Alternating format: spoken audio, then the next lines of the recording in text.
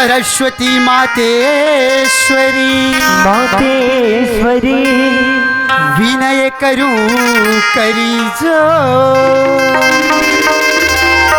सरस्वती मातेश्वरी विनय करूं करी जो भूलेश्वरी लाओ दे दे दाई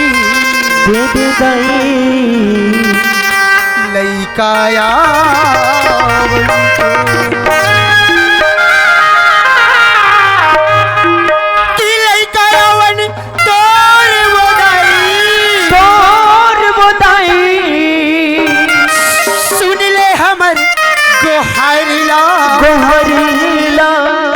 तोरी दया के भिक्षा दे दे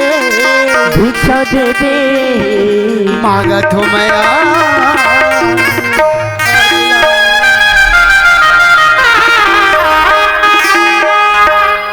वाह भैया, अरे धन्य है हमार किस्मत और धन्य है हमार भाग। ये छत्तीसगढ़ महतारी के कोरमा बसे ये पावन धरा धाम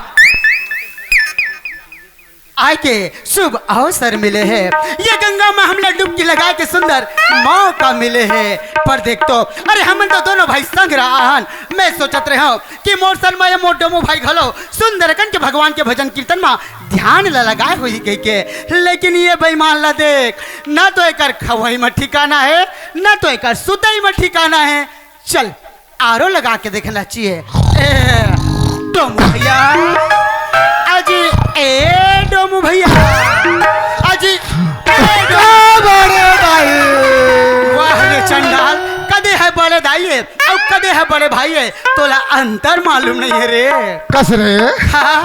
आदमी काक मारे बरत है और तोला काउस रहे जी। अरे का हो गए भैया का हो गए ना भैया हाँ ते तो जाना था भैया हाँ लगातार प्रोग्राम चला थे वो तो सही बात और है रात दिन के उस निंदम ना भैया हाँ? ये चिक्कन आँखी पोचाई पर गएगा। अच्छा का कर भैया नशा और नींद कैसी चीज है भाई जे मकसद पूरा हो जाते। हाँ मोर भैया अरे दोनों भाई संगड़ा आहन जी हाँ। अरे मोर से जैसे बन पड़िस मैं भगवान के भजन कीर्तन ला सुना रहे मोर भैया सुंघाड़ रे अरे सुंघाड़ नहीं और बेईमान सुंदर कल भगवान के भजन ला सुना हो जी सुना डरे के मोर भैया हाँ अब पारी तोर है पारी मोर है तजे तो सुना के लगे भैया सुना लगी मोर भाई सुनत रहे मोर भाई ले सुना मोर भाई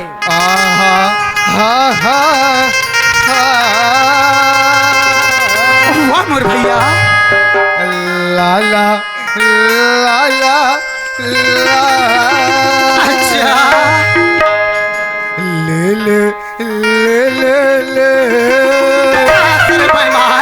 मैं तो सुंदर कल भगवान के भजन कीर्तन करत होई स्वर ल धरत होई कहा तो ते उठपुटांग टाइप से बोलता जी ते नहीं समझे भैया नहीं समझे ले भैया मैंने ध्यान लगा सुन मैं ध्यान लगा के सुना तुम्हार भाई मैं सुनाता हूँ भैया ले सुना भैया तो ब्रह्मा भागे खारे खा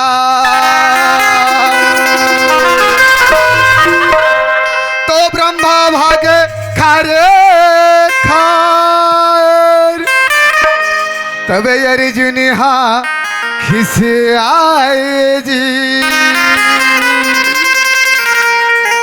औ माता कुंती पाँच घर की रे तब भीमेश्वर ने दबरा मैं तो सुंदर कल भगवान के भजन कीर्तन सुना ही कहा था अब तो पूरा पांचों पांडोला खारे खार दौड़ा थे जी। कस भैया हाँ तेरे बात के नहीं समझ पाएगा बिल्कुल समझ लिया इस मोर भाई एकदम भोकवा टाइप के आदमी है यार बने फरियाद बतावे तब तो समझ जी ऐसे हाँ ले सुन मोर भैया सुना मोर भाई तो ब्रह्मा भागे खारे खा ये रे भैया ये हो गए सियार के कोलिहा मोरे भैया। अच्छा वह सियार के बात कर था बिल्कुल मोर भैया। अच्छा अच्छा जब आधा रात होते ना मोर भाई हाँ तो वो सियार के कोलिया हुआ नरियात रहते मोर भाई। अच्छा तबे अर्जुन हाँ खिसियाए जी ये क्या बोला था भैया ये हो गए गांव के कुकुर मोर भैया। अच्छा वो कैसे जी जब आधा रात को कोलिया सियार में हुआ करत रहते ना मोर भाई। हाँ। तब ये गांव के कुकुर मना ये गांव में चिल्लाते थे मोर भैया। बिल्कुल सही बात है भैया। आओ माता कुंती पाछे घर किंजरे। ये का है भैया? ये हुल्ली समझ पाए मोर भैया? नहीं समझा भैया। ये हो गए गांव के बिलाई मोर दादा। ओ कैसे जी? जब तक वो बिलाई 5 डेर उठे 5 घर लनी किंजरी मोर भाई। हाँ। वो बिलाई के मन मारवेच नहीं करे मोर भैया। बिल्कुल सही बात कहा था भैया। और भीम से ने डबीरा जाए। यही बात मोर बिल्कुल समझ नहीं आई जी। हत्र भोकवा कैसे जी? ना चुन बात नहीं समझ पाते हैं। हाँ हाँ। हैं? नहीं। और ये हो गए गांव के सुरा मोर दादा। वो कैसे भैया? हत्र भोकवा हाँ वो सुरा हाँ ना तहुल बरजे हाँ। ना महूल बरजे। अच्छा। वो सीधा कोच करत जाके डबरच में निंगी मोर भाई। बिल्कुल सही बात बता भैया। अरे भैया ते तो एकदम सार कर भी बात बता दे भैया। अरे जिन बात ला हम भुला जात हन। अरे पुराना जमाना के कहानी और किस्सा के बात ला सुना दे मोर भैया। हाँ मोर अरे भैया। भैया मैं तो तोला ऐसने आदमी समझत रहे हो जी। ते? ते तो एकदम ज्ञानी आदमी है मोर भाई। ते मोला इसने तसने आदमी समझे। हाँ ते हम मोला इसने तसने आदमी समझे। हाँ जी। ते है ना हाँ रामायण के हाँ। उत्तराखंड के चिपरा कांड ला पूछना मोला रे। अच्छा कैसे? ओला उत्तराखंड और चिपराखंड कथे रे? कहा का थे जी? ओला रामायण कथे रे? अरे भैया ओला रामायण नहीं कहा है मोर भाई। ओला रामायण ग्रंथ कथे मोर भाई। हाँ वो कर जो कालखंड है ना। हाँ। बोला किसकिंधा कांड कथे मोर भाई। ऐसे ताजी मैं उसने कहा था भैया बना सोच लगा के समझ लगा के बोले कर मोर भाई। हाँ मोर भैया। पर देख तो मोर भैया। अरे धन्य है हमार किस्मत और धन्य है हमार भाग मोर भैया जोन आज हमला ये गंगा माँ डुबकी लगा के अवसर मिले है मोर भाई। कैसे कैसे कैसे? अरे ये गंगा माँ डुबकी लगा के अवसर मिले है जी। तो ये गंगा में डुबकी लगा के अवसर मिले कथा से मोर भैया। हाँ लेकिन मोला कैसे गंगा नहीं दिखे जी? भैया मन की आंखी से देखबे ना तो यहू एक गंगा है भैया। अरे मैं तो डुबकी लगा रहे हो जी। तो डुबकी लगा दे रे मोर भैया। हाँ। तारा तोर कपड़ा कैसे सूखा है दे भैया। है भैया। अरे भैया ते कैसा डुबकी लगाए वाले बात कर रहा था? हम डुबक के नहाता तेरे नहातन जी। अरे नहीं मोर भैया। अरे ये तो समाज रूपी गंगा है मोर भैया। एमे सुंदर कलना बोली विचार भाग्य और मनन चिंतन से डुबकी लगाए जाते जी। ऐसे? वास्तविक मोर भाई गंगा 3 प्रकार के होते मोर भैया।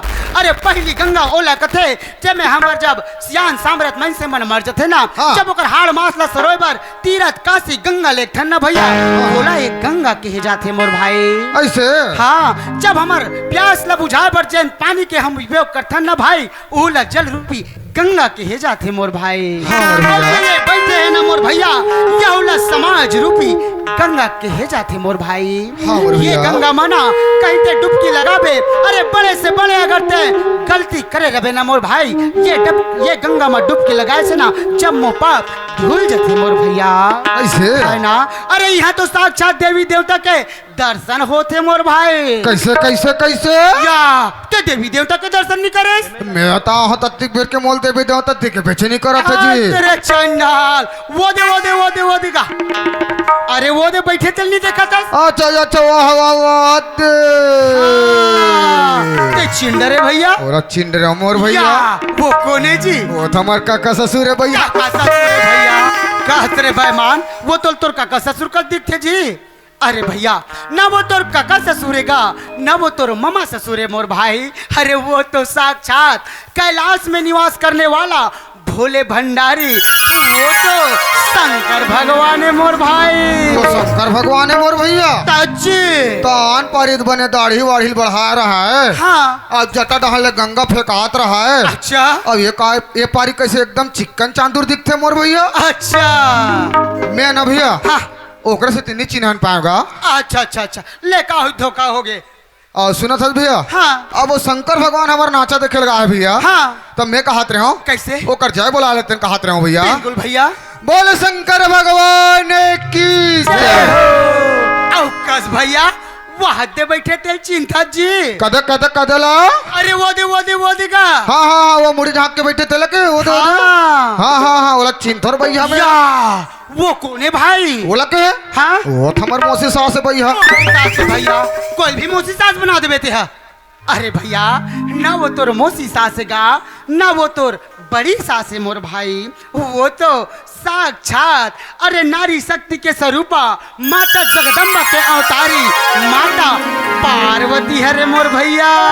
पार्वती है भैया ताजी तो आन पारित बने लिपस्टिक फिबिस्टिक लगाए रहा है। हाँ बने लाल वाला चुन्नी लोड़ के आए। अच्छा और ये पारी कैसे एकदम झुंझी मुंझी आए भैया। या ओकर स्थिति नी चिन पाए काजी। ओकर से ते नीचिन पाए मोर भैया। हाँ तब मैं कहत रहा हूँ भैया हाँ वहु हमार नाचा देखेला है। हाँ भैया तो हमार जगत जननी माँ जगदम्बा के स्वरूप हाँ मोर माता पार्वती है। हाँ भैया। हमार नाचा देखे बर आए भैया। हाँ ओकर जय बोला लेते हैं भैया। बिल्कुल भैया। बोले माता जगत जननी पार्वती मैया की। अवकाश भैया। हाँ भैया। ये दूजन बैठे थे मतलब चिंता जी। ये मन तो अभी बैठे नहीं सुतरी सब पे उठी से। ये ते मतलब चिंता। ये मन के हाँ ये मन चिंतो भैया। कौन है भैया? ये हा नाती टूरा है। हाँ अब ये हा भाचा टूरा है। भाचा टुराए कोई भी नाती कोई भी भाचा बना देवे ते हा। अरे भैया वो है ना तो वो तोर नाती टुराए भैया। हाँ। ना वो तोर भाचा नहीं कहे जी। तो कौन है रे जी? अरे ओ मन तो साक्षात लंबोदर भगवान और कार्तिकेय हरे मोर भैया। ऐसे ताजी ये है भगवान लंबोदर हाँ और ये कार्तिक। ताजी तब मैं कहूँ एक ठन बात कहूँ कहत रहा हूँ भैया। का बात है भैया? एक दंत दयावंत चार भुजाधारी अच्छा और तोर मुसवल भूंज के खाबो जन देवे गारी। सारी दुनिया हम मुसवा गणेश भगवान के पूजा करा थे, ये चंडाल खाए मिले है। ये मैं तो पूरा धान लखात का खेत के या। चल लो सोवा पार दे है उमन साक्षात संग गणेश भगवान और कार्तिकेय हरे मोर भैया। ऐसे हाँ तो सुना था भैया। हाँ। अब गणेश और कार्तिक को हमार नाचा देखेला है मोर भैया। हाँ। तब मैं कहा था हाँ। ओकरे गांव जो कारा लगा लेते हैं कथो भैया। बिल्कुल भैया। बोल गणेश कार्तिकेय भगवान की भैया संत महात्मा ऋषि मुनि ज्ञानी मन कही थे मोर भाई का के कि भैया? 84 के फांदाला जब भटक बे ना मोर भाई हाँ। तब जाके ये मानव जीवन मिलते मोर भैया। हाँ मोर भैया। है ना जब का मुश्किल से इतना दुख ला पाए के बाद ये मानव जीवन मिले है मोर भाई, तो ये मानव जीवन लेना हमला निरर्थक नहीं जान देना है मोर भाई। हाँ मोर ये भैया। जीवन लेना अरे आस्था में लगाना है, भजन में लगवाना है, भगवान के चरण में लगाना है मोर भाई। हाँ अरे भैया। संत महात्मा मन कही थे ना कि एक घड़ी या दो घड़ी और पुण्य यादों की याद, अरे तुलसी चर्चा राम की तो कटे कोटि अपराध है ना। हाँ भैया। अरे एक घड़ी यादो घड़ी बिल्कुल हमला श्री राम के गुण गाना है मोर भाई, भगवान के भजन करना है, तब हमारे ये मानव जीवन के ना उद्धार हो ही मोर भाई। हाँ मोर भैया। अरे वो कर स्थिति तक तो डोमो भैया का ये राम चरिता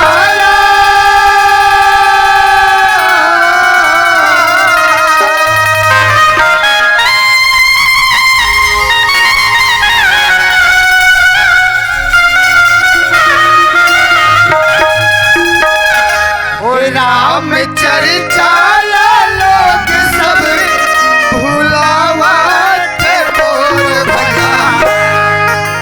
चित सुरता सबके हरावा थे हरावा थे मोर भैया।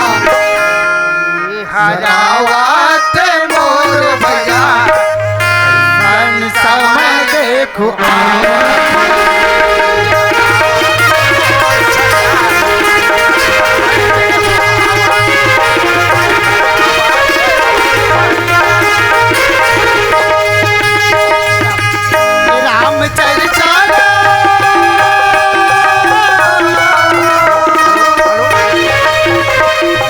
चर्चा लोग सब भुलाते मोर भैया।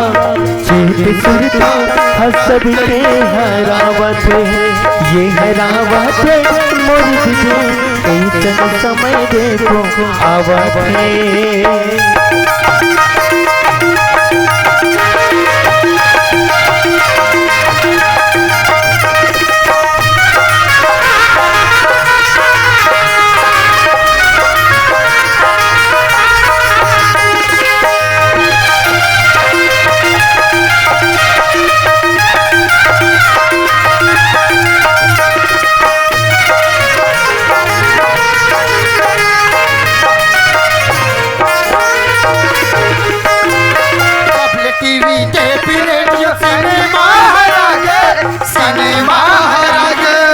जब टीवी के फिर रेडियो सिनेमा आगे सिनेमा आगे काले का सियान सब इही माँ मोहागे इही माँ मोहागे कल सियान सब उही माँ बुलागे उही माँ मोहागे ये भजन कीर्तन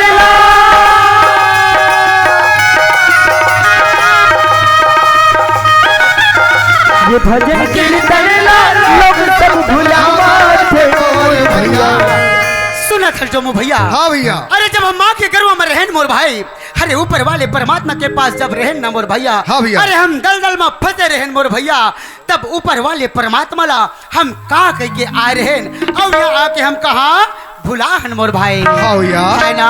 अरे ऊपर वाले परमात्मा ला हम कह के आ रहे हैं कि हे ऊपर वाले परमात्मा, जब हम मृत्यु लोक में जाबो हम तोर गुणगान लगाबो, अरे तोर भक्ति ला करबो, तोर सेवा, लेकिन हम ये मृत्यु लोक में आके मोह माया में फंसे हैं मोर भाई। हाँ मोर भैया। है ना?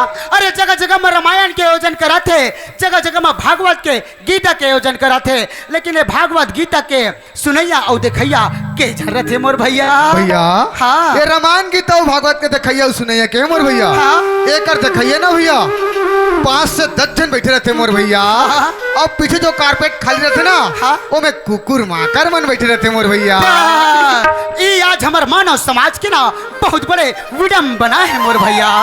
अरे वो करे सकी तो कथो तो मो भैया का ये हरावत मोर भैया, ये हरावत मोर भैया, कैसन समय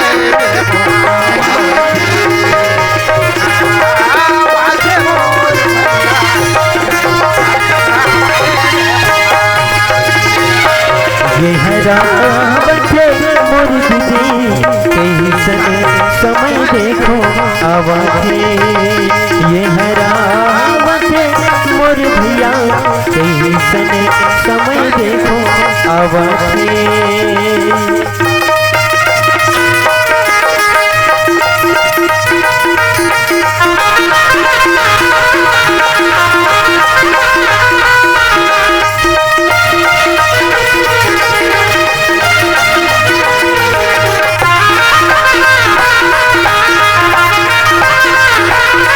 ये हरावत मोर दीदी कैसन समय देखो आवाज़े ये हरावत मोर भैया कैसन समय देखो आवाज़े।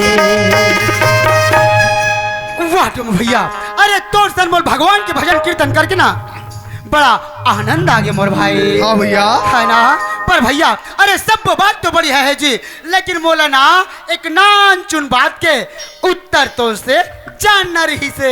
नाचुन बात के उत्तर जानना रही से। हाँ का बात है पूछना भैया। अरे भैया, अरे ये ऊपर वाले परमात्मा तो ये दुनिया ला ना बहुत बड़े बना है मोर भाई। हाँ भैया। लेकिन ये दुनिया ला चलाए पर हमला का की जरूरत पड़ते।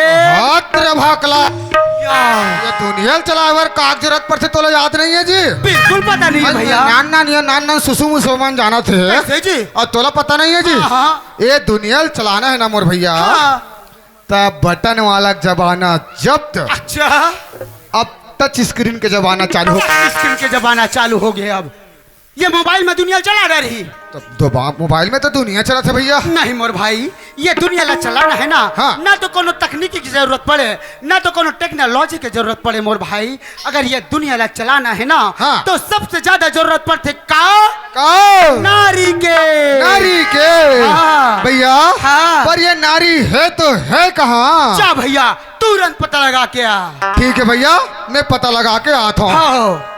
कहाँ हंसते आबे वो नारी?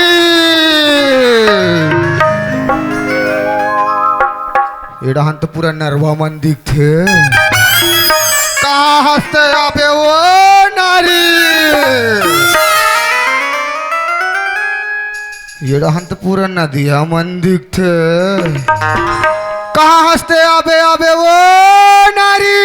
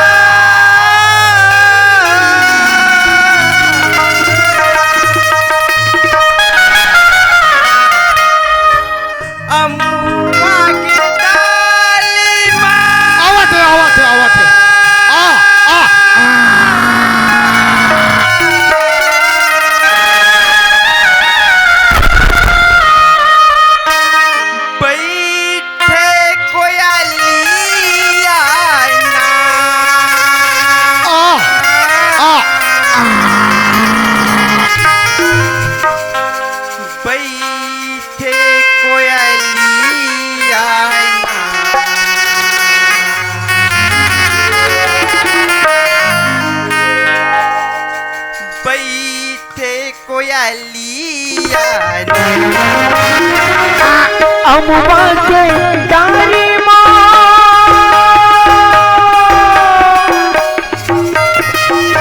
बैठे कोयलिया ना बैठे कोयलिया रे सुबह बैठे कोयलिया ना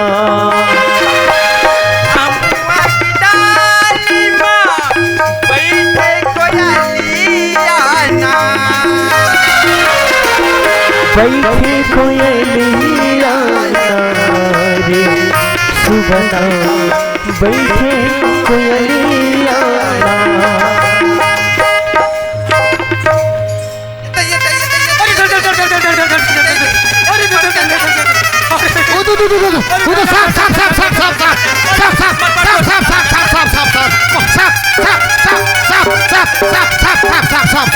भाई अरे घर के ऊपर डांट फेंकना भैया अंतर मंतर खुखुन आ रहा 5 मिले ये पकड़ पड़ा ये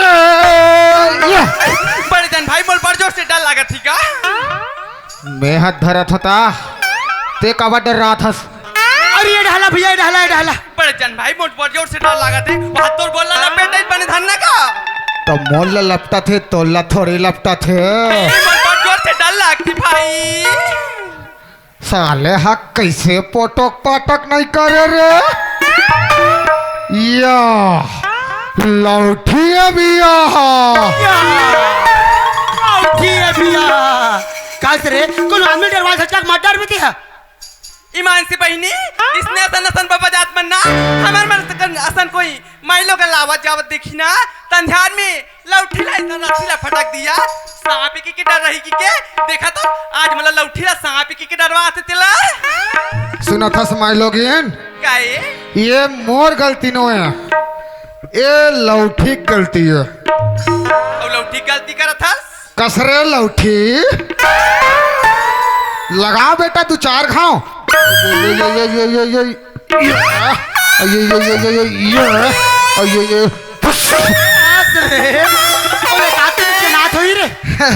मैं जनाथ हो ही कहत रहे हो भैया जनाथ हो ही कहा कथू कहीं लौड़ी ने काट बुंज नहीं या मरई मारा था सोला ऐ सुना थे भाई हाँ मैं तुम्हारा पूछतागा हाँ तुम ना कौन डार कर कतूंगा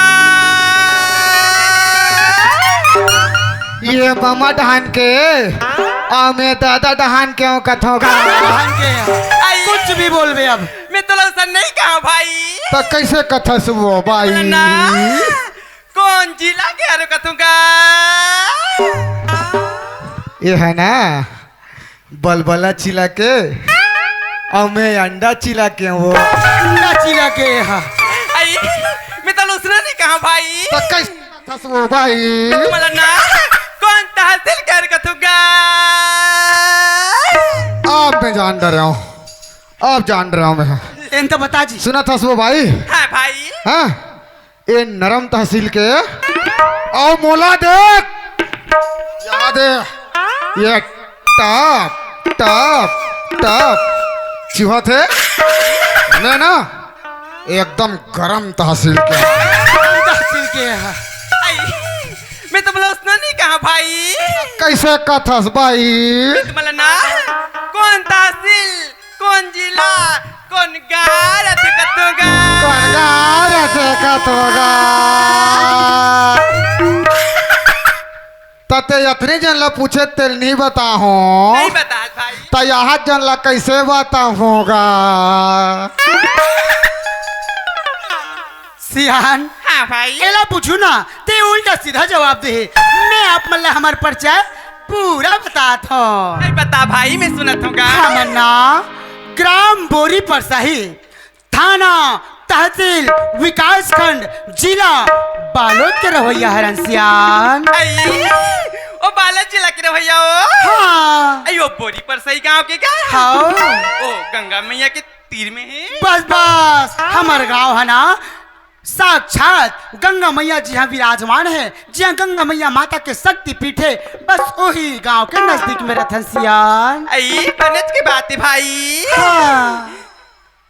लेकिन सुना तो भाई, हाँ मैं तुम्हाला ना दोनों के लिए देखतो ना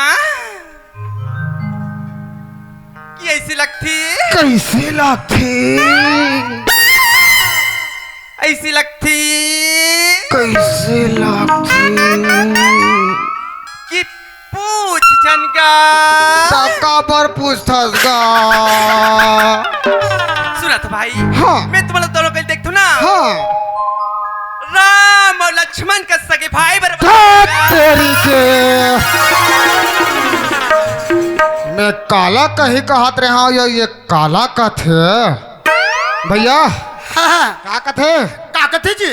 हाँ वाला नहीं, हाँ वह तोला राम या अब वाला चोरा सन दिखते कहते तो होत बने जो बात ला कहा जी। बनज बात कहत ना, हाँ तब महू एक ठन बात कहत रहा हूँ भैया। का बात? अब हमन है ना, हाँ हमार पिताजी के आज्ञा के पालन करे बर हाँ 14 वर्षक वनवास निकले हैं भैया, जा तो हन भैया। है नी? हाँ तो एक ठन चीज के कमी है भैया, का चीज के जी? राम और लक्ष्मण तो निकल गए भैया, हाँ है नी? हाँ सीता भौजी घर में छूट गए हैं। हाँ तब मैं कहत रहे हो हाँ एल चूरो ना काचे बच्ची, ये नारी के प्रति जरा सा भी मन में सम्मान नहीं है रे, कुछ भी बोले जात हस।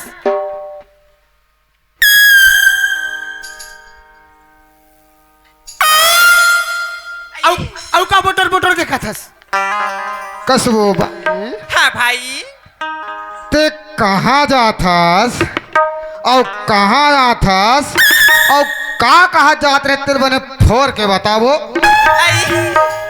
ताई मला कहाँ जाता के भाई? हाँ सुना था का ये दिना मर पति देव परदेश गएगा। तोर पति हा परदेश गए है, हाँ भाई, ता मोला बनाबे वो जबकि मेरे कहाँ था कि मेरे का रंग के गुट आते वो कुछ भी बोले जात हस जाते हैं। हाँ मर तब पति है ना, हाँ परदेश गए भाई, परदेश गए है, होगा हाँ। तो कर इंतजार में हाँ। मैं रोज 4 बजे रात को उठ के हाँ ये तरिया पार में भोलेनाथ के मंदिर में का हाँ ना मैं 1 लोटा जल चढ़ाया जाता हूँ भाई।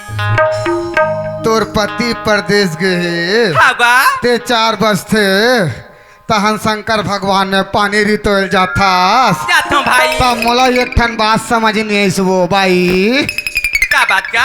ते 4 बजे पानी रितोल जाथो कथास। हेलो ता अभी 2 बजे है वो। क्या? अभी 2 बजे है? हाँ नहीं, मैं भोरा खा गया क्या? बात ऐसा नहीं भाई, कैसा ने वो। इतना हमारे पड़ोसी घर के कुकरा हगा हाँ रोज 4 बजे उठ के वो बाजतेगा। बस थे आज जो कुकरा बासी से ना हाँ। तय दे 1 लोटा जल धर के हाँ। मैं तरिया में जल चढ़ा जाता ऐसे हागा। भैया औ का हो गए जी? ये बाई हका कथे हाँ मोर पति परदेश गए है, बने का हाथ बिचारी है। त 4 बजते हाँ तहन शंकर भगवान में पानी रितोल जाथो कथे, अच्छा त ये अभी 2 बजे है इसे कथोगा। हाँ तो ये कथे वैसन बात न है भैया, हाँ पड़ोसी घर के कुकरा हा 4 बजते तहन बाजते, हाँ त ये पड़ोसी घर के कुकरा हा आज कैसे 2 बजे बाज दिस हो ही गए। माहौल समझ नहीं आया भैया। रहा तो ये बाइल पूछन दे मोला, हाँ कस वो बाई हाँ भाई, तब वो गोड डोकरा संत और कब के सटर पटर चलत हो। रंग बिरंग गुट आते भाई। ये नारी के प्रति जरा सा भी सम्मान नहीं है तोर मन में रे। तो मैं हाँ तो बोल कस वो बाई हाँ भाई, ते का कहा तात रहेस तेल बने समझा बताओ। आई टाइम लगा के याद रहे इसके भाई। हाँ आई बने ध्यान लगा के सुनगा। हाँ आई छानी परवम बैठे कौवा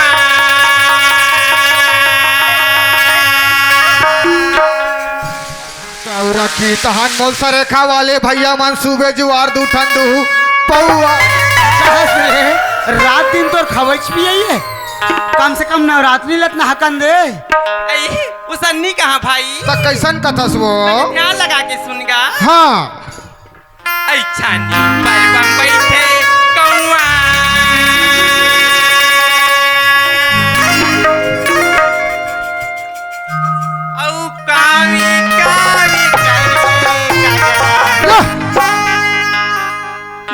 आए धान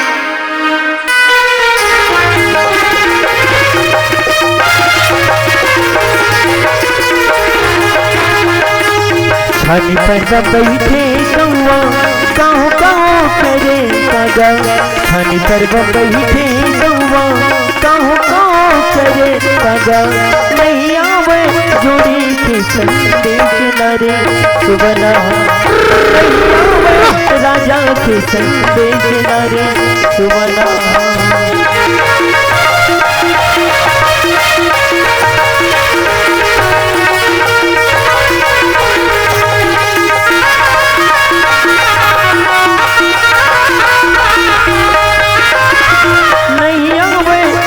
संदेश नारे सुबना नैया में धनी के संदेश नारे सुबना आ के सुना दे मोला ओ आके सुना दे मोला माया के बांसुरी जोड़ी बिना दर से तुझे बिना दर से जीवरा पानी बिना मछुरी तुझे बिना दर से जीवरा पानी बिना मछुरी हो तोरे बिना दर से जीवरा पानी बिना मछुरी सीता देखा दे हवा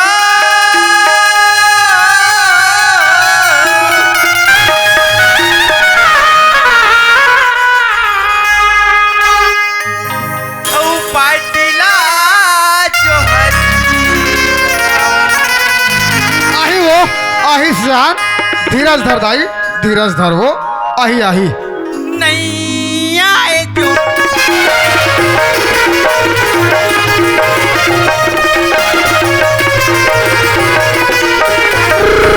रस्ता देखते हवो बाटिला जो हते हवो रस्ता देखते हवो बाटिला जो हते हवो आ जाए राजा के संदेश नरे सुबना आ जाए जोड़ी के संदेश नरे सुबना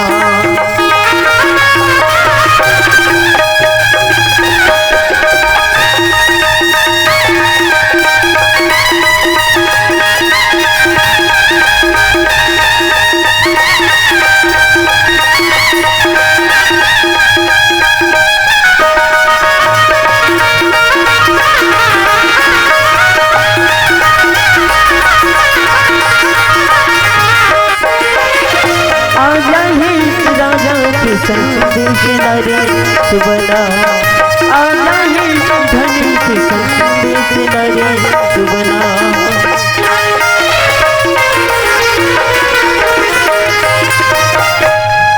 आजा ही जोड़ी के संदेश नरे सुबना आजा ही राजा के संदेश नरे सुबना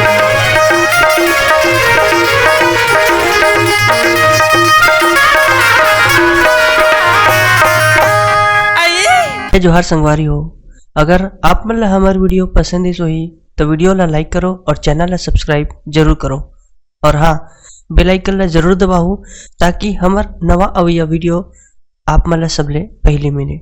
जय जोहार जय छत्तीसगढ़।